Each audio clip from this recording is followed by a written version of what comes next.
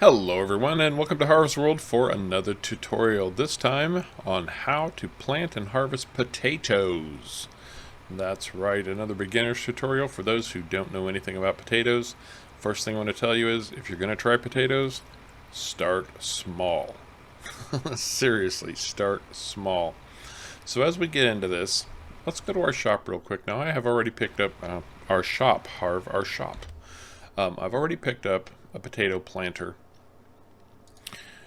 And we'll just look at potato technology. We'll start with the vehicles. There's only one option in the base game, and that's this Grimmy, whatever the pronunciation is, potato harvester. It's a self-propelled potato harvester, and it's small. I mean, it looks big, but it has a very small tank on it, less than 10,000 liters. If you've seen my sugar beet tutorial, you'll know that potatoes are very similar to sugar beets in that they produce a massive quantity. Now, if we go into our tools menu and look at our potato technology, we have a bunch of different options. We're going to look at each and every one of those. The first is a small planter. It's only 3 meters wide, $21,000. Not very expensive. It has a very small seed tank, and it does not... Actually, it does do fertilizer, so you're okay there. Oh wait, no. It does not do fertilizer. The second one is a 6 meter potato planter that does potatoes and fertilizer. Now you can load these directly up with potatoes. You can just replant any potatoes that you harvest, but we are starting with seed because we can't buy potatoes in the shop in the base game.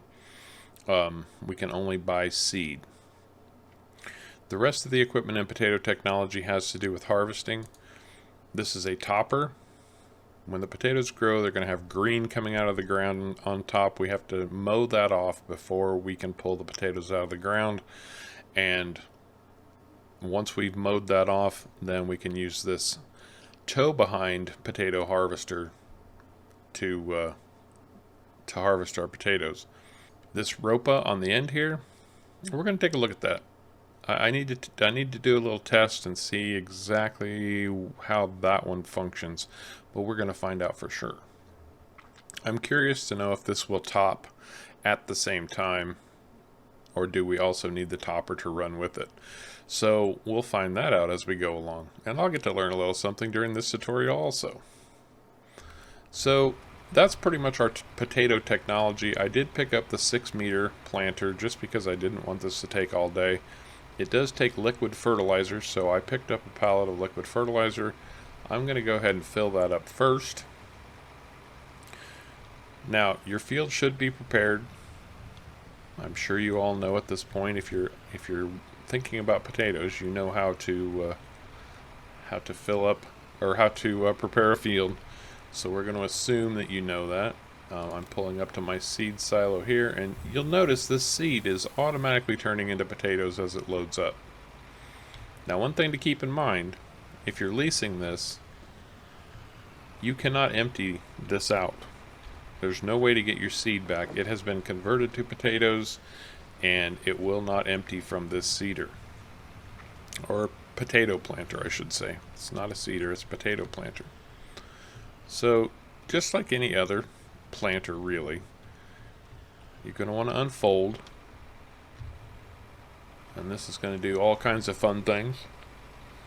It's going to tip the potatoes up so they go into the planter. It's going to unfold and spread out a little bit, and then, as I said, just like with anything else, you're going to turn it on, lower it to the ground, and you will start down your field planting your potatoes. Now, potato planting has an interesting, different texture. This is based on real life. They plant potatoes in mounds like this. And these machines in real life are designed to create these mounds specifically for potatoes. So, there you go.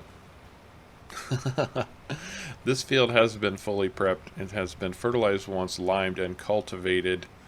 So it is definitely ready for planting. I am going to plant these potatoes, And where the real interesting stuff begins at this point is in the harvest. So I'm going to plant this field. I'm going to advance time up to the point of potato harvest. We will catch back up then. Okay, so I have a fully planted field of potatoes, and time has advanced to a point where these potatoes are ready to be harvested. Now you can see right here these tops have withered, but they still need to be chopped off before we can harvest them. We'll take that into consideration. If I go into my my fields menu and look at my field here, you'll notice that it doesn't follow the standard ready to harvest. It actually drops down here into remove tops. Once I remove the tops, it would change to a yellow ready to harvest state. But we're going to try to get all of that done in one fell swoop. I have brought in a bigger trailer because, well, we're going to need it. Trust me, we are going to need it. I've also gotten a bigger tractor simply because I need a PTO on the front, and that's this little yellow spindle here. It's power transfer, and that's going to help us with our harvest, especially with some of these pull behind harvesters. So let's go into our shop, and what I need to do is just add a little bit of money to make sure that I've got enough. There we go. Okay. First thing I'm going to do is grab one of these self-propelled potato harvesters, and I'm just going to lease that. But you know, potatoes is no small proposition. This is $25,000 to lease, so keep that in mind. Then I'm going to go into our tools menu, back to potato technology, and I'm going to get the topper. It's essentially just a mower for potato tops. Lease that up. A little bit more cost effective, but still expensive. This is going to be what actually pulls our potatoes out of the ground. This is a pull behind potato harvester. It's big, it's unwieldy, but it doesn't really require that much horsepower, only 110. So that's not bad. And then, like I said, I am going to test out this Ropa just to see if this tops and pulls potatoes out of the ground at the same time. We'll find out. Okay, so we have a little bit of everything. The first thing I'm going to do is just do this quick test on the Ropa pull behind. If it doesn't top, then we'll just have to use the topper. So, whoa, hey, yeah, see, long, squirrely. These things can get ugly. But of course, you're going to want to unfold this bad boy. About like so.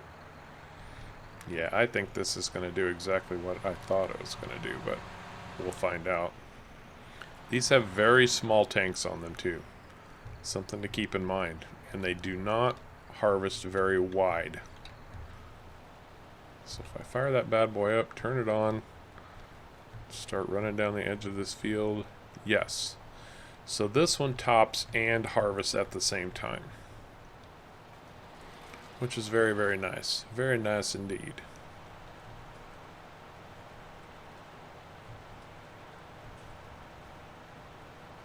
Okay, good to know. And you can see very quickly I'm already filling up here.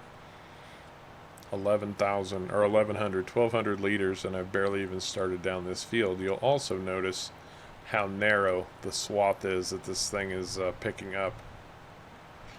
It's incredibly narrow. So harvesting potatoes, not only do you have very small tanks to work with, you also have very small widths to work with when it comes to these types of things. You're not going to do this quickly. It takes a long time to harvest potatoes. Okay, that's the Ropa. And you know, it's really not any more expensive than the Grime that has the separate topper on it. So I'm just going to swing this over here, and then these are going to have pipes on them. You just let the pipe out just like you would on a standard harvester, and hope you're not too short for the trailer you've decided to use. There we go. So it's just going to tip in just about like that if you get it lined up properly. There we go. Okay, so that's our first little bit of potatoes. Then we'll check out our other equipment. So I'll just drop that right there for now. Okay, so on this next harvester, we're going to want our halum topper on the front. That's going to mow the tops off these potatoes. Now, if you do have smaller equipment, something to keep in mind, if you don't have the power to run both of these, one thing that you can do, and I'm going to drop the harvester portion of this off right back here, you can just fire up this head and mow the tops off first. You can do that separately. And then once the tops are mowed off, like that, you could come back in with your harvester and pick them up. It requires going over the field twice, which isn't optimal. Oh, and yes, I do need to unfold that bad boy. But it is an option, so something to think about there. And just like any other harvester, we're going to start it up, we're going to lower it, and we're going to start down this field. And the nice thing about this one is that it's not an offset, so it's just a straight row. But again, it's harvesting very, very narrow. It's not pulling in much at any one time.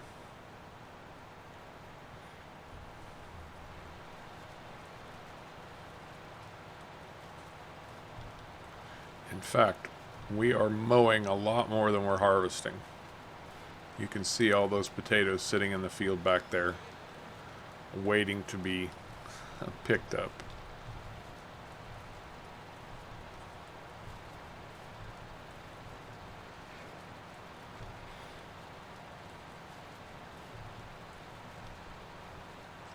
So that's the grime pull behind, grimy, grime, whatever you want to call it. Now another thing to keep in mind with this one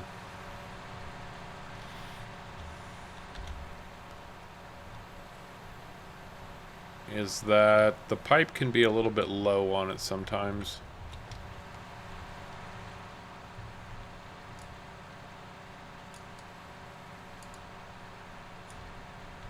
And so making sure you've got a trailer that you can work with on these things can be a little bit tricky. You might need a smaller trailer.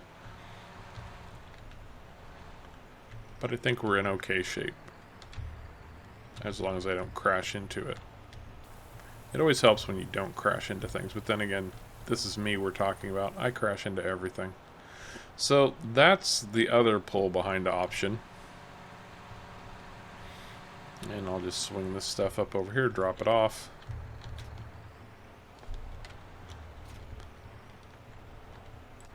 And then I can just jump right into our final choice. This big massive dragster looking thing. It kind of does look like a dragster if you think about it.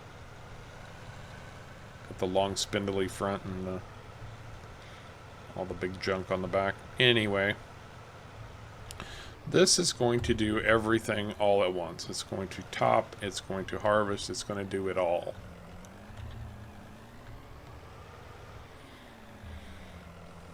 Now, one thing that would be incredibly helpful in this situation, and this little hill is going to make my life miserable. Come on.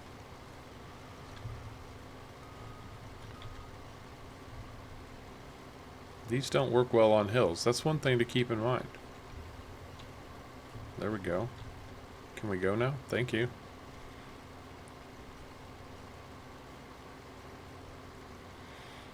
But this is going to be a nice straightforward and much wider swath, so this will harvest quite a bit more. On a small field like this, it's probably going to be a bit unwieldy and maybe not terribly cost effective. You be the judge. But I am going to finish harvesting these potatoes, and we'll see exactly what this little field produces.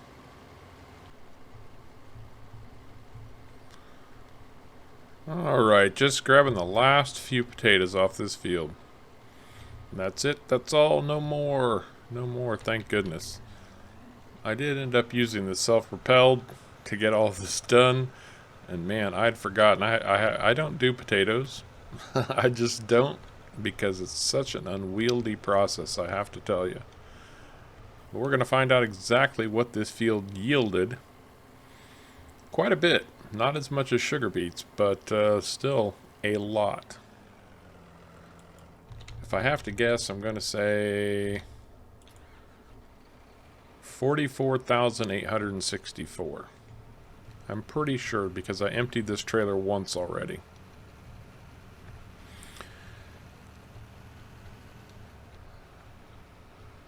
Just a quick tip into the silo. Now, a quick note, you will need a multi-fruit silo to be able to store these, or some other type of mod installed that allows you to store potatoes. These won't go into just a standard silo. This is multi-fruit, so it will hold pretty much anything you can think of. If we go in and look, where's our potatoes? They're across here. There we go. Oh, I was off. 54,064. So that one little tiny field yielded 54,000 liters of potatoes. They're selling at about 700. Compare that to, wheat, which would have produced maybe 10 or 12,000 liters if we're lucky, selling at 1,000. So again, like sugar beets, potatoes don't pay as well, but you make up for that in volume. So that's it, ladies and gentlemen. That's going to be my tutorial on potatoes, planting, harvesting, and the equipment you can use to do the job. If you have any questions, please leave them in the comments down below. I very much appreciate you coming along for the ride. If you learned something from this or enjoyed it, I'd appreciate you hitting the like and subscribe buttons down below. And until next time, take care.